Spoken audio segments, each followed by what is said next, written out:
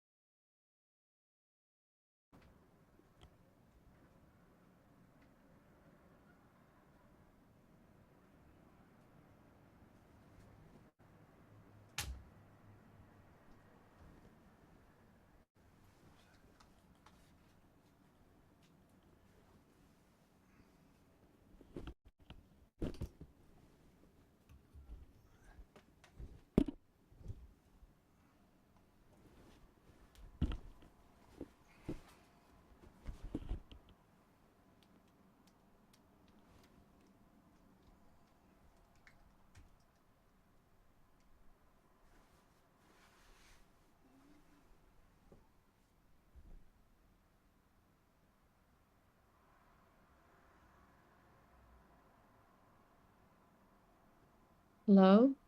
Can you hear me, Can you Momo? hear me? Yes. Okay, now. Okay, Yes. I'll try. Ah. Mhm. Is there a way that I record on my computer? Maybe not.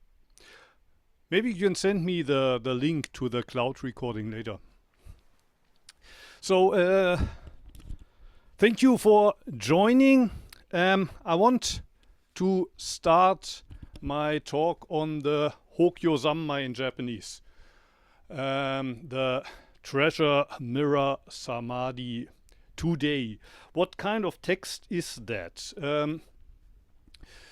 Probably you all know, probably I said a number of times that Zen is the Buddhist school that claims that it's not based on words. It's not based on the written teachings by the Buddha. Still, in probably all Zen temples, both in China and Japan, the monks recite the sutras. For example, this is the Sotoshu Sutra book. And one of the sutras which is recited probably every day is the Heart Sutra that I talked about until the summer. Also in Japan, Zen monks recite parts of the Lotus Sutra, but interestingly, there's also Chinese texts in this sutra books. Normally a sutra is something that comes from India, but in Zen some texts from China are also treated as sutras, as holy scriptures, so to speak. And the Hokyo Zammai is one of them. Another one would be the Sandokai. Also, maybe the oldest one, it's called Shinjin-mei in Japanese, or Shin-shin-ming in Chinese. And there's a fourth one, which is called Shodoka. You will find information about all of these texts on the internet. I want to give you just a short overview. Let me share the screen for a moment.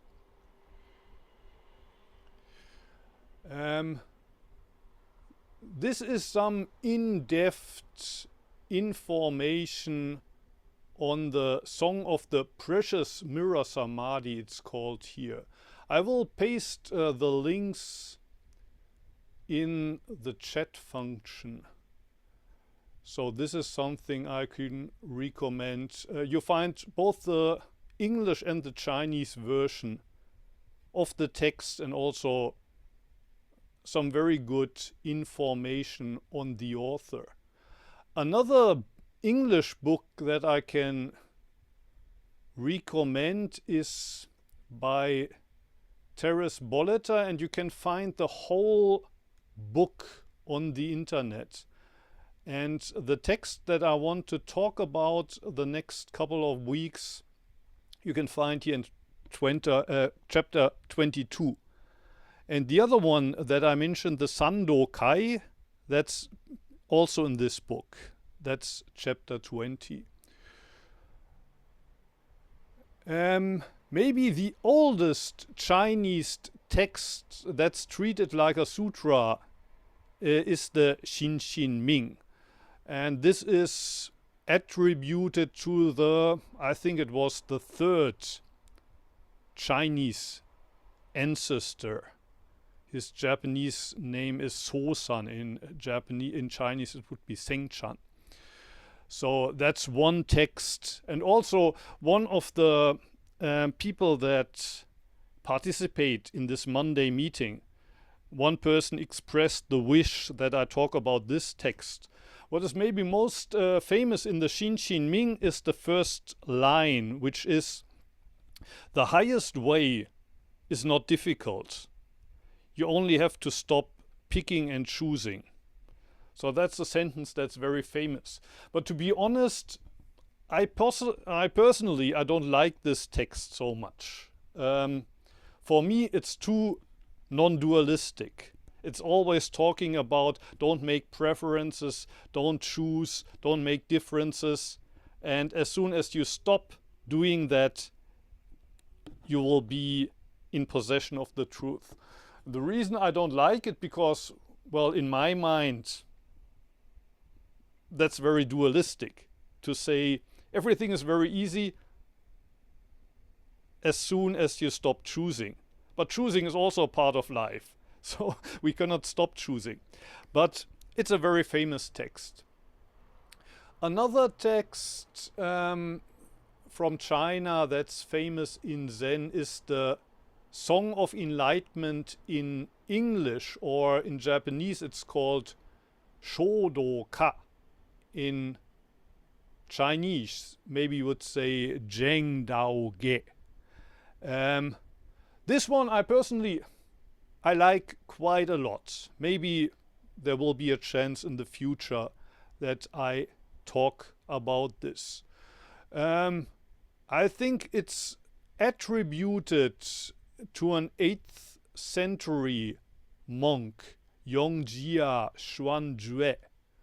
But with all of these texts, the scholars have doubts if they really stem from the authors that they are attributed to.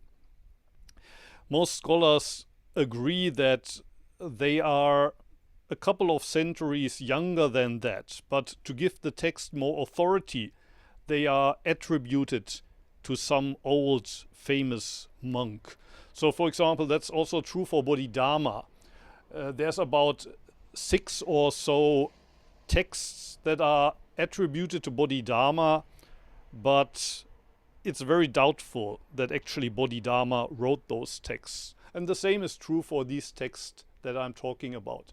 Sandokai in Chinese would be the Chantongqi. I don't know if I pronounced that right. It seems that there's also very old Taoist text with the same title, but this one is different. It's attributed to Shito Shikian, or Sekto Kisen in Japanese, who is one of the earliest Soto monks. And then in the same tradition comes the text that I want to talk about today. Song of the Treasure Mirror Samadhi, or in Chinese,宝鏡三昧歌. In Japanese you would read that Hokyo Sammai Ka. Well, the 5th character often is omitted. The 5th one is the one for song. So the first one, precious or treasure, the second one, the mirror. Sammai is samadhi, and a song about that. Before I explain a little bit about the author, maybe I stop here and give Xuan-san a chance to translate. Or maybe before that, here's a picture of the author, Tozan Ryokai in Japanese. But I will say a little bit more about that after Xuan-san's translation. 我简单跟大家翻译一下啊，就是我们今天开始讲宝镜三味歌，然后其实在就是禅修、禅宗的佛教禅宗这些学校里面，大部分学校其实都不是依靠文字的，不是依靠教学。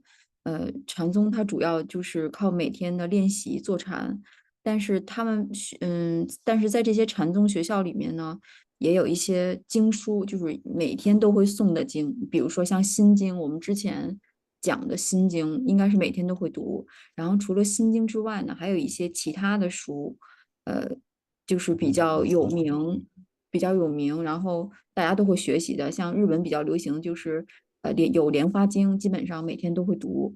然后还有一些中文的一些就是就一些诗经，一些经文，在一些那个禅宗的学校里面都会学。然后比如说我们之前其实讲过那个信心明，之前好像老师讲过一次信心明，但是刚刚老师说其实他不是特别喜欢信心明这本书，因为这本书里面他主要说就是如果你不选择这个，不要选择那个，就会有一个什么好的结果，不要选，不要选。但是老师说，其实我们人生一直都在面临选择，那他告诉你不要选，其实但是不要选不是一个你不能面对的问题，你面对的问题是其实我们一直是在选的。所以信心明可能不是老师特别喜欢的一部，老师特别喜欢的一部是另外一个也比较有名，一共有4本书，应该是啊，就比较中文的一些四本比较有名的经文，在日本也挺流行的。然后刚刚那个信心明是一个，还有就是叫正道歌是一个，老师比较喜欢这个正道歌，他说老师说以后可能就是有机会会讲到，还有一本叫参同契，然后是。然后三周戏完了之后，就是我们下面今天最近就是现在要讲的这个宝镜三位歌。然后这个三位呢，三位就是那个三摩地，宝镜宝就是宝物，镜子就是镜子，然后歌就是我们说的歌颂，所以它大概其实是这个意思。然后在这个之前呢，老师可能接下来会给大家讲一讲那个作者应该是洞山良，最后一个念甲还是什么，我刚才没看清啊，就那个照片上那个禅师，可能老师接下来会讲一下作者。嗯 Thank you. Let me say a few things now about the author. So this is a picture of him, and in Japanese you would read the name Tozan Ryokai. He's called the 38th patriarch here, so counted from Buddha Shakyamuni. And Bodhidharma was number 28, so he comes 10 generations after Bodhidharma. Let's have a look at the information that can be found on this page here. So the author of the text in Chinese, it would be Tungshan Liangjie, or Dongshan, Pinyin Dongshan Liangjie. And on this side we find several stories related to him. Maybe the most important one is, well, actually, well, that's interesting. It's kind of interesting because often in the old koan collections, in the old tales about the Zen masters, you find one great enlightenment experience. And it's kind of interesting because in the case of Tozan or Dongshan, you find several. And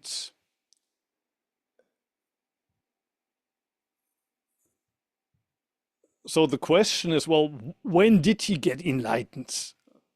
When did he get enlightened? Let's have a look. For example, here you have this story from the Mumonkan. It's called in Japanese Wumenkwan, case number 15. And that's a story from the time when Dongshan was studying with Yunmen, or Japanese Ummon, very famous Zen master. And at one time, Ummon asked Tozan, please forgive me if I use the Japanese pronunciation, for me it's easier. Ummon asked Tozan, where are you from? And Tozan answers Sato, which is obviously the name of some location. Where were you during the summer? So where did you spend the 90 days between practice periods? And Tozan answered, well, I was at the monastery of Pao Tzu, south of the lake. When did you leave there? Ummon asked. On August 25, was Tozan's reply. I spare you 60 blows. So Tozan is basically replying in the, how do you say, ordinary, common sense way. And after a while, Ummon says, well, I could have given you 60 blows, but I spare them to you. The next day, Tozan came to Ummon and said, yesterday you said you spared me 60 blows. I beg to ask you, where was I at fault? Oh, you rise back, shouted Ummon. What makes you wander about, now west of the river, now south of the lake? Tozan thereupon came to a mighty enlightenment experience. So he had a big satori at the time. This is one of the koans that we find in the Mumonkan. When asked where Tozan came from, where he traveled, when he started, he answers in the common sense way. And Ummon says, I could have given you 60 blows, but I spare them. And the next day when he asked what was wrong with my answer, you useless rise back. And then he had a big enlightenment experience. The funny thing is that Tozan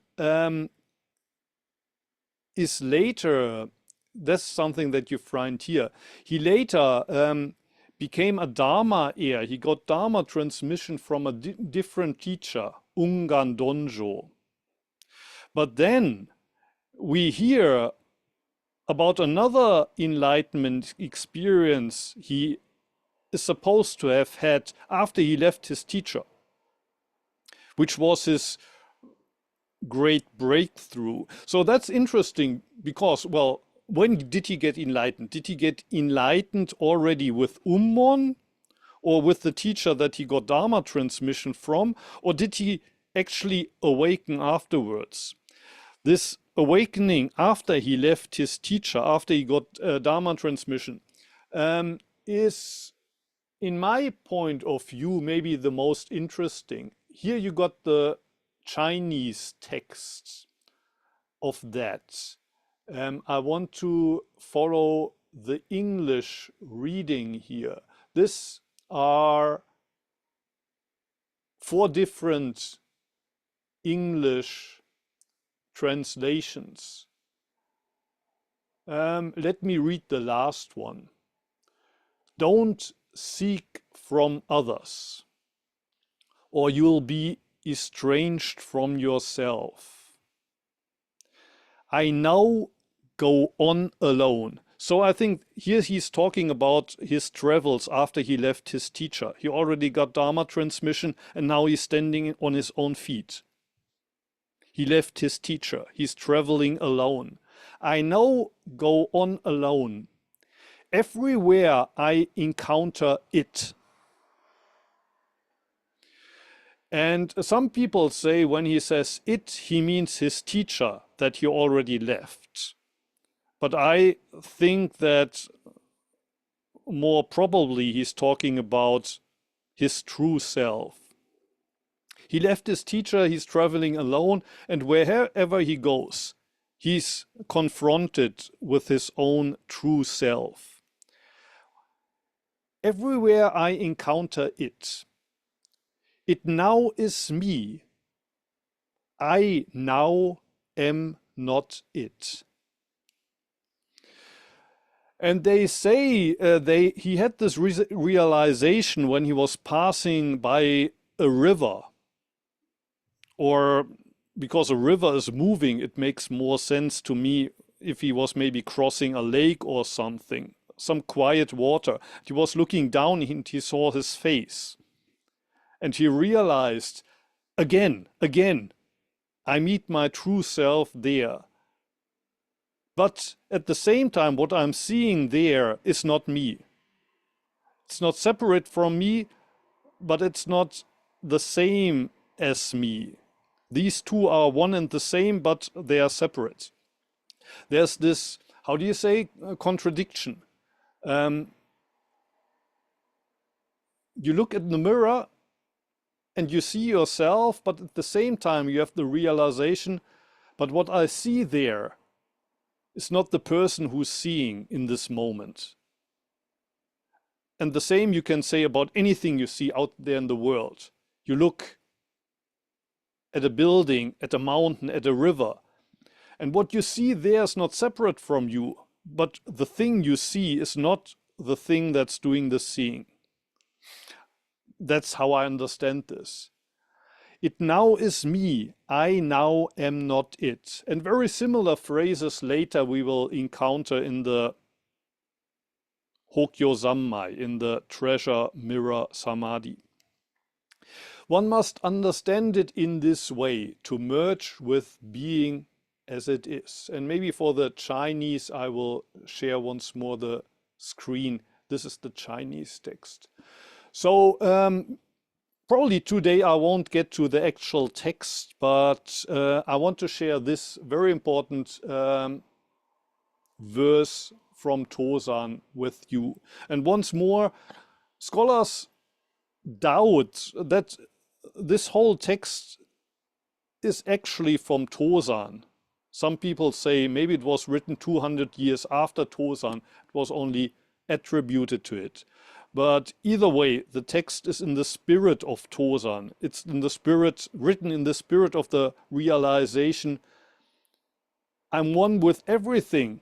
And at the same time, there's something separate from the world here. Okay, Schwanzan, maybe you can translate, and after that, if you have questions or things that you would like to share, please feel welcome to do so. 哇，这个有点难啊！今天老师讲这个好难呀。那个，我简单说一下，我把我能听懂的说一下。这个后边有一点我没有听懂。他那个中文那个诗有，我觉得那个一会儿我们可以网上稍微查一查资料啊。然后他英文翻译的那个也非常的抽象，我觉得英文翻译那个没有把原来中文的那个真正的意思说的特别明白啊。就是一般的禅师呢，就是他都有一些有名的他入定的故事，一些有名的禅师。但是我们这个作者啊，他叫洞山，我等会儿我看叫啥来着？对，洞山良价。这个禅师呢，他是个中国人啊，他应该是湖南那边的一个禅师。我们一会儿在网上可以查一下，就是他有很多的故事，查他的资料的时候，他有很多的他入定的故事。就是他这些一般的禅师的公案可能有一个两个特别有名，但是他有很多个故事。那他有很多的故事呢，我们就有一个疑问，就是说他到底是什么时候入定的？他是什么时候那个入萨玛迪的呢？他是跟他老师，就是有一个特别有名的故事呢，有几个特别有名的故事。刚刚老师那个分享了一个啊，但是那个故事我把我听懂的跟你们说一下，后边第二天我没有听懂啊。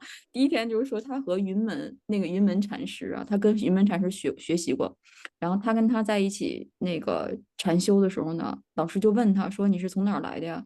然后他说那个我是从湖南抱瓷这个地方来的。然后说啊，那你什么时候走呢？他说我8月25号走。然后呢，可能就是，然后这是第一天，然后第二天他又回来了，然后老师又问了他一个啥，我刚刚没有听懂啊，我们看一下这个，就是山治。然后第二天他又回来，老师又问他，说你昨天的那个好像没答对还是什么？然后呢，就是他跟老师有了一个什么对话，然后他突然就是觉悟了，这么一个故事啊，一会儿我们再查一下。后第二天我没听懂。然后那个这是一个故事啊，然后还有就是在他离开了这个云门禅师之后呢，他又有很多有名的一些故事。所以就是说不知道，我们就是一个疑问，说是他是和云门禅师一起禅修的时候问了他这些问题，然后他找到了入定了呢，还是说他跟其他一些禅师那个学习的时候禅修的时候入定的，还是说他离开了他所有这些老师，自己一个人在修行的时候入定了呢？我们是不知道的。然后他有一个特别有名的那个诗啊，就刚刚大家看他那幅画上面有一首短诗，就是那个大概题的就是说，那首诗的大概题的意思啊，就是说我们不应该去寻觅别人，我们不应该去一直在寻找别人，因为如果是或者是你一直想要，好像想要把自己分开。就是或者我们不应该一直是寻找别人，或者是你总是很想将来把你自己和自己分开，就大概是这个意思。然后我现在呢是一个人，不管我到哪个地方，我都是一个人。然后后面说我现在是，现在是我，但是我又不是现在。你一定要明白这个道理，就是说，这好像这首诗是他在过一条河的时候写下来的，突然有了一个大彻大悟，就是说，我在过这条河的时候呢，是我过河，但是好像又不是当时那个我过河，河是那条河，但是也不是当时那条河。就是他那就是说，好像我们和这个世界万物是合一的，但是我们又是跟它分开的。就是他的一个理论，好像一直是这样的一个理论。然后今天因为我们第一节课时间有限，可能老师只能介绍一下背景。然后下一周可能我们会讲突诱，然后再隔一周会继续，老师可能从一句开始，从那个宝镜三味歌，然后一句一句跟大家分析啊。大概是这个意思。一会儿很多资料我们可能还要再查一下，我觉得这个挺难的啊。这次老师讲这个有点难啊，但是我觉得挺有意思的。然后大家有问题可以提啊。Thank you. So we still have a little time, not much time, but if you have questions, anything you would like to ask or share, you're welcome to do so. Yes, Julian, please. Julian.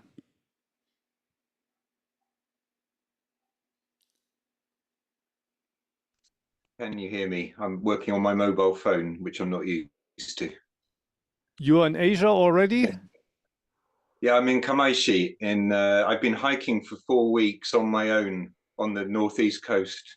Tohoku. Yeah. Yeah.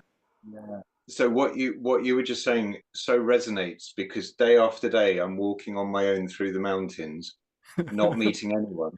Then I meet someone, and in Japanese we have a conversation, and they say, "Where are you from?" And I say, "Well, I'm from England." And they say, "Where have you walked from today?" And I say, "Well, Kasanuma." And they say, "Where are you going?" And I say, "Kamaiki." But none of it seems to get to the point. As I answer, I think, yeah, but this is. But then I take a selfie of myself at the top of a pass, Yeah. and there is somebody. So this exactly resonates today. So thank you so much. Yeah. You earned yourself 60 blows. I think but mostly I'm just trying to avoid bears, Muho. Yeah. But this introduction was just so perfect for what my experience has been. That is there someone here or not? You know, it's hard to decide. So thank you very much. Thank you. Thank you.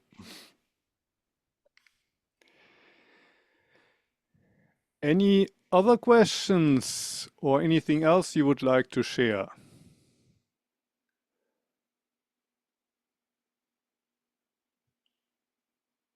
Nothing?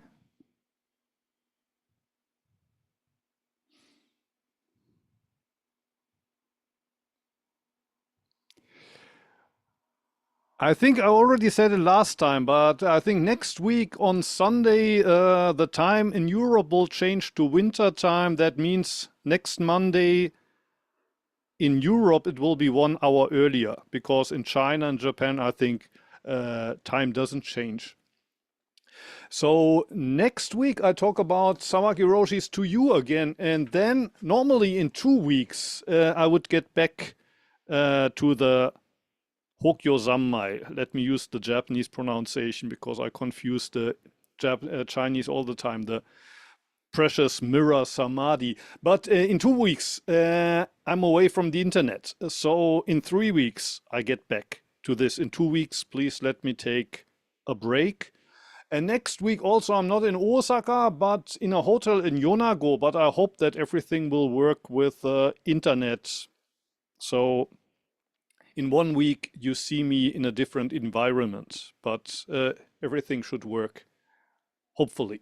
And then in 2 weeks, please let's take a break, and we're gonna get back to this text in 3 weeks.